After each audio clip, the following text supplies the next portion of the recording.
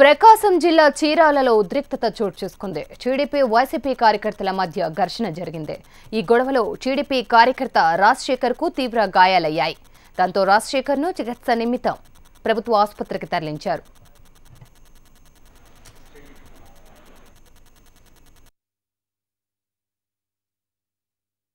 గోరంట్ల సుబ్బారావు గారి హాస్పిటల్ కింద పక్క ఉన్నాం మేము. నేనుంటే అక్కడ వేరే ఇద్దరు వ్యక్తులు వచ్చారు. ఒకడు హైట్గా నల్లగా ఉన్నాడు, ఇంకొకడు ఉన్నాడు జడ్డవాడు. బైక్ వేసుకొని వచ్చారు వాళ్ళు. నేను అక్కడ ఉన్నాను. ఎవరు బాబు అన్నా. ఓపీ కోసం వచ్చాము అన్నారు. ఓపీ కోసం వచ్చి ఈ టైం ఓపీ అయింది, ఓపీ టైం అయిపోయింది కదా అన్నారు.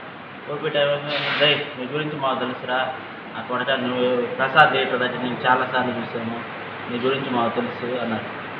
నేనేమన్నాను బాబు, ఎవరు అని అడిగాను. అంటే నీ గురించి తెలుసు అంటావు అని అన్నా.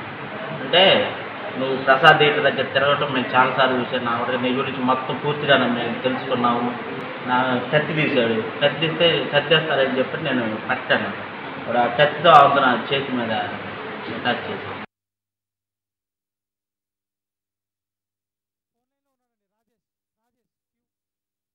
ఈ గొడవకు గల అసలు కారణాలేంటి, దీనికి సంబంధించి మరింత సమాచారం అందించడానికి మా రిపోర్టర్ రాజేష్ సిద్ధంగా ఉన్నారు. రాజేష్, చెప్పండి, అసలు గొడవ గల కారణాలు ఏంటి, అలాగే ప్రస్తుతం ఆయన పరిస్థితి ఎలా ఉంది, టీడీపీ కార్యకర్త పరిస్థితి?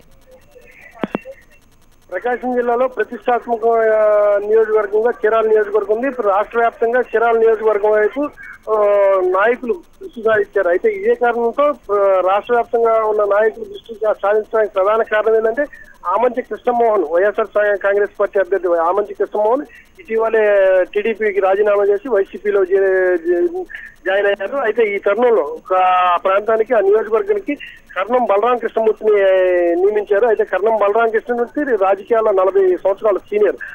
అటువంటి నేత అక్కడ నిల్చోవటం, అదేవిధంగా ఆమంచి కృష్ణమోహన్పై గెలుస్తారా గెలవరా అనే ఆలోచనలు ఆమంచి కృష్ణమోహన్ తనకు 30,000 మెజార్టీ వచ్చిందని గతంలోనే మీడియా సమక్షంలో చెప్పారు.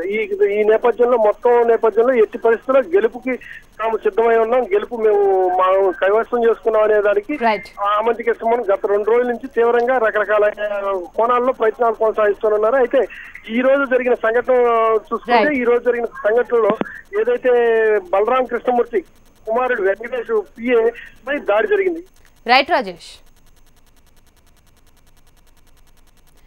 రేపు జరగనున్న